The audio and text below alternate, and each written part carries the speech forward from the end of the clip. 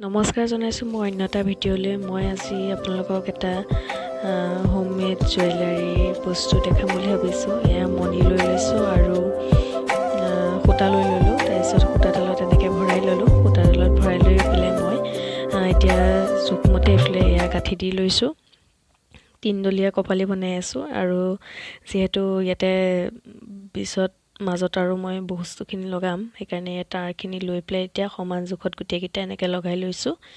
তাৰপিছতে মই white cement use কৰিছোঁ। হোৱাইট চিমেণ্ট দি বনাম বুলি ভাবিছোঁ। কি হয় চাওঁচোন বাৰু হয়নে নহয়। হোৱাইট চিমেণ্টৰ লগতে মই এতিয়া গ্লু ইউজ কৰিছোঁ।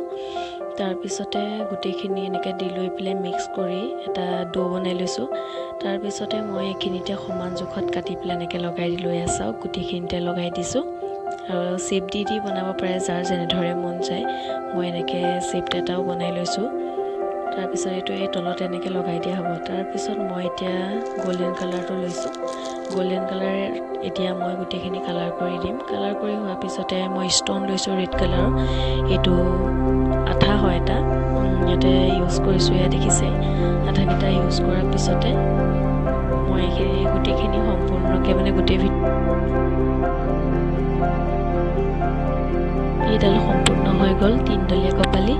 এই ভিডিঅ'টো চাই ভাল পাইছে লাইক কমেণ্ট কৰিব আৰু যাতে এনেকুৱা ভিডিঅ' আৰু মই বনাবলৈ পাৰোঁ তাক উৎসাহ জনাব আৰু ধন্যবাদ।